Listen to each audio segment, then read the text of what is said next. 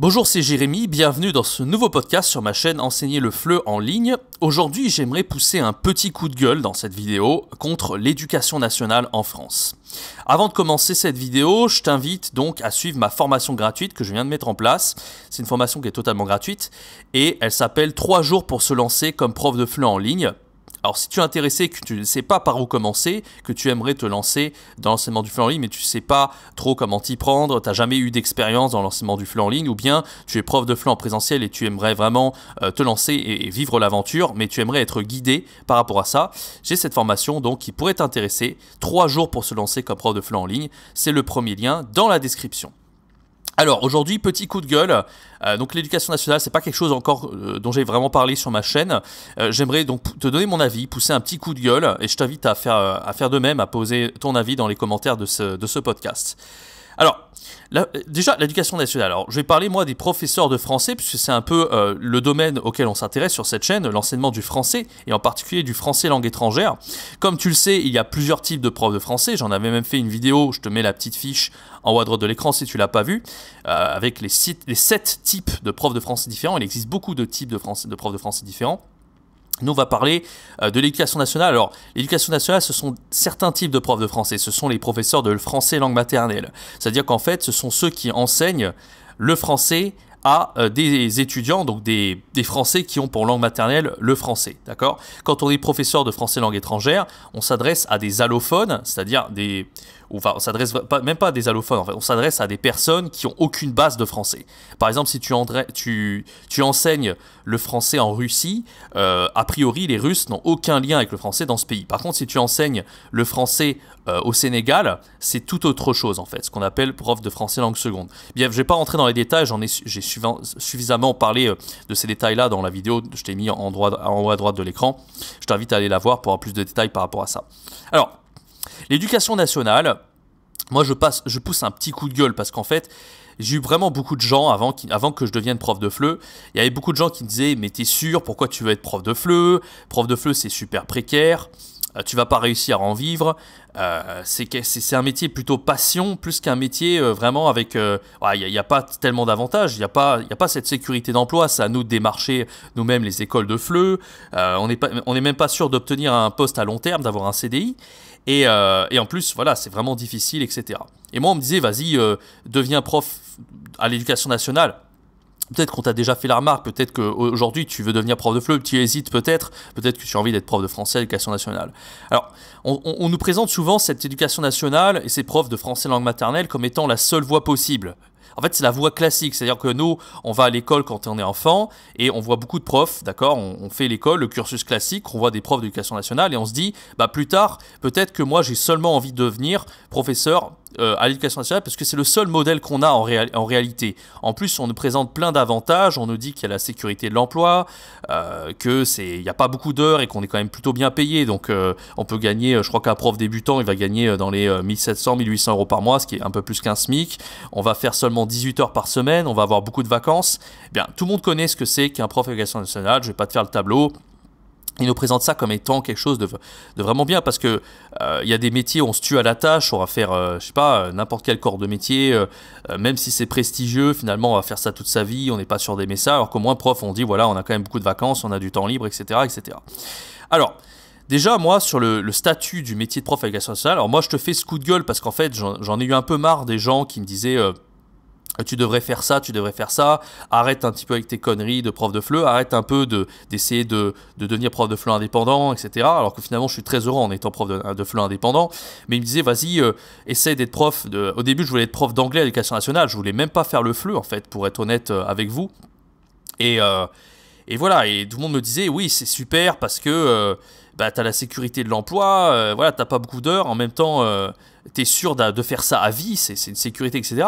Moi, c'est pas ce que je voulais. Peut-être que vous vous reconnaissez là-dedans, peut-être que vous n'avez pas envie aussi d'avoir cette, entre guillemets, fausse sécurité, parce qu'aujourd'hui, on l'a vu, rien n'est garanti. Il y a eu le Covid, du jour au lendemain, il y a des gens, ils ont mis la clé sous la porte. Enfin, en plus, c'est un métier qui est beaucoup moins prestigieux qu'avant, moi je trouve, parce que Honnêtement, à une époque, être professeur à l'éducation nationale, il y avait plus de reconnaissance, il y avait plus de respect pour les profs, d'accord? Les élèves, ils étaient plus obéissants, puis en même temps, ils étaient plus intéressés par les cours. Aujourd'hui, avec toutes les distractions qu'on a, avec les gens, ils n'arrivent pas... Le taux d'attention a chuté en France, mais même partout dans le monde, avec toutes ces stimulations extérieures, les réseaux sociaux, tout ce qu'on peut avoir.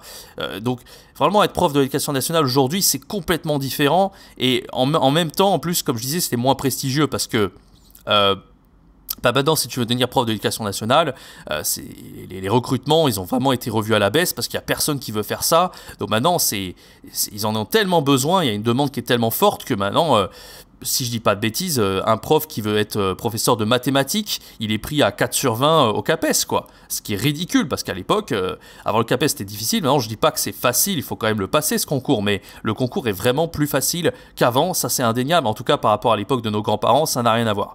Donc voilà, par rapport à tous les avantages qu'on avait pour être prof d'éducation nationale, c'est beaucoup moins prestigieux. Et puis moi, il y a autre chose que j'ai remarqué vraiment, c'est que j'ai été en relation, surtout sur Internet, avec des profs d'éducation nationale. Ça m'est arrivé de poster un petit peu mes vidéos de FLE qui prônent la liberté, qui prônent le fait de devenir indépendant. J'en ai posté beaucoup sur Internet. Et puis des fois, j'avais des personnes qui n'avaient rien à voir avec l'enseignement du FLE, parce que être un prof de FLE et un prof de français et d'éducation nationale, ça n'a aucun rapport, d'accord? Et puis il y en a qui se permettaient de venir et de dire... arrête un peu avec tes conneries, t'as rien à nous apprendre, on peut pas devenir de meilleurs profs, arrête un petit peu de monter sur tes grands chevaux, etc. Bon, déjà, moi c'est vraiment une tendance générale que j'ai observée, c'est que j'ai l'impression que la plupart des profs de l'éducation nationale sont pas forcément heureux, et ça peut se comprendre honnêtement, parce que je sais pas, moi ça me tenterait pas en tout cas d'être amené en banlieue parisienne dans des ZEP à donner cours à des élèves qui n'en ont rien à foutre de nos cours. Voilà, c'est déjà de base, je voulais m'orienter vers le FLE parce que honnêtement dans le FLE c'est pas du tout pareil. Déjà, même si on a des inconvénients par rapport à être prof de l'éducation nationale, on est quand même mieux payé. Moins bien payé, pardon, ça c'est un des inconvénients, mais on a quand même des élèves qui sont plus intéressants, quoi. On a des élèves allophones, donc de des quatre coins du monde, alors que quand on enseigne en France, on n'a que des Français. Voilà, il y a cette diversité dans le FLE qui est vraiment intéressante, avec des cultures différentes. Il y a beaucoup plus de diversité, et en plus, on est beaucoup plus libre dans son enseignement. On laisse plus recours à l'imagination, le prof a plus de liberté, selon moi, il n'a pas un programme à suivre comme l'éducation nationale, enfin, il y a vraiment beaucoup de différences, d'accord, à ce niveau-là. Et voilà, moi comme je disais, j'ai remarqué que les profs de l'éducation nationale n'étaient pas forcément toujours heureux, et ça, pour moi, c'est dû à plusieurs raisons. Déjà, comme je disais plus tôt, le métier se dégrade de plus en plus, il y a moins de reconnaissance, et nous, enfin même dans le FLE, c'est la même chose, on a ce que j'appelle donc l'illusion des avantages, c'est-à-dire que on va vous dire, voilà, tous ces avantages qui, pour moi, n'en sont pas, c'est-à-dire de dire que dans l'éducation nationale, on a cette sécurité de l'emploi, toute notre vie, on va faire ça, on va avoir beaucoup de vacances, avec peu d'heures, et puis au passage, avoir beaucoup de vacances, je ne sais pas si c'est tellement un avantage. Est-ce que toi, c'est ce que tu veux, faire très peu d'heures et avoir énormément de temps libre et être quand même payé? Enfin, moi, je pense que l'intérêt de la vie, c'est quand même de faire quelque chose qui nous passionne et vraiment d'être excité le matin en se levant et se dire, voilà, moi c'est ce que je fais, j'adore faire ça et je suis passionné de ce que je fais.